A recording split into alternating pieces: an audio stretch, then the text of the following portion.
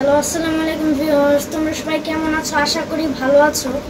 আজ আমি নিয়ে এসেছি একটি ইসলামের আলোকে নতুন একটি ভিডিও, যার মধ্যে আমি সূরা ইয়াসিনের কিছু আয়াত পাঠ করে শোনাবো আর তারপরে একটি ঘটনাও আপনাদের শোনাবো, যা শুনে আমার আশা আপনাদের ভালো লাগবে। তো প্রথমে আমরা গল্পটি বলছি। আরো 1400 বছর আগের কথা। এক সাহাবী প্রচুর অসুস্থ ছিল। এই সাহাবীটি 7 দিন অসুস্থ হয়ে একদিন রাত্রে প্রচুর অসুস্থের কারণে অজ্ঞান হয়ে যায়, জ্ঞানহীন হয়ে যায়।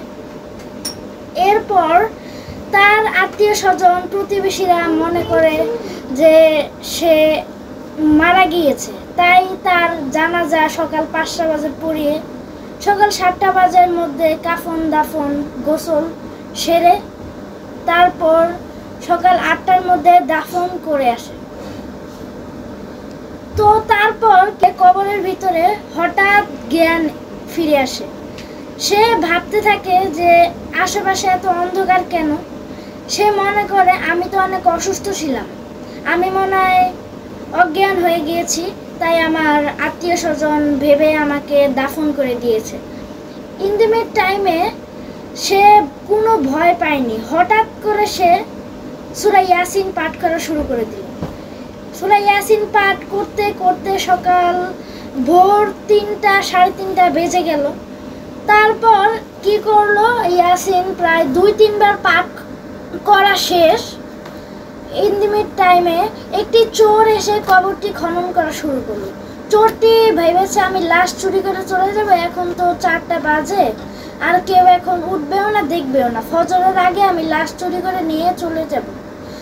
কিন্তু সে তো জানে না যে কবরের ভিতরে যেই লোকটি সে জীবিত। তারপর কবর খনন করা শেষ হলে চোরটি যখন লাশটিকে দেখলো তখন সে ভয়ে অজ্ঞান হয়ে গেল। কিভাবে কবরের ভিতরে মানুষ বসে বসে সূরা ইয়াসিন পাঠ করতে পারে। তারপর সে ভাবলো এই লোকটি মনে হয় মানুষ না, সে ভূত। তারপর চোরটি অজ্ঞান হয়ে গেল সেখানেই।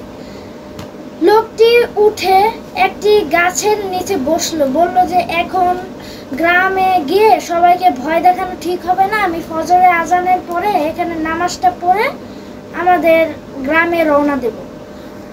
তারপর সে ফজরের নামাজটা পড়লো, ফজরে আজানও শেষ, নামাজও শেষ। তারপর সেই লোকটি তার গ্রামের উদ্দেশ্যে রওনা হয়ে গেল। সব প্রতিবেশীর দরজা টাক দিয়ে দিয়ে বলছে যে আমি মারা যাইনি, আমি অসুস্থে অজ্ঞান হয়ে গিয়েছিলাম। তারপর সে তার বাড়িতে পৌঁছে গেল। সবাই খুশি যে আমার ভাই, স্বামী বা যেই পর্যায়ে সেই গান গাওয়া শুরু করলো। তারপর সেই লোকটিও খুশি হলো, তার আত্মীয় স্বজনও খুশি হলো। এখন এই গল্পটি তোমাদের কেমন লাগলো তোমরা কমেন্টে বলে দেবে। এখন আমি সূরা ইয়াসিনের কিছু আয়াত পাঠ করব। আউযু বিল্লাহি মিনাশ শাইতানির রাজিম। বিসমিল্লাহির রহমানির রহিম।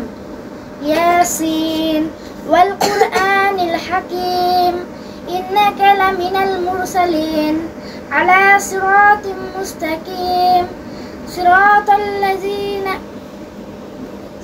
على صراط مستقيم تنزيل العزيز الرحيم لتنذر قوما ما أنذر آباؤهم فهم غافلون لقد حق القول على أكثرهم فهم لا يؤمنون إنا جعلناه في أعناقهم أغلالا فهي إلى الأذقان فهم مقمحون وسواء عليهم أنذرتهم أم لم تنذرهم لا يؤمنون إنما تنذر من اتبع الذكر وخشي الرحمن بالغيب فبشره بمغفرة وأجر كريم إنا نحن نحيي الموتى ونكتب ما قدموا وآثارهم وكل شيء أحصيناه في إمام مبين واضرب لهم مثلا أصحاب القرية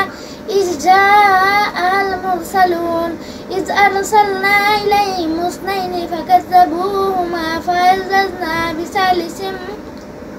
فعززنا بثالث فقالوا إنا إليكم مرسلون সাদাকাল্লাহুল আযীম।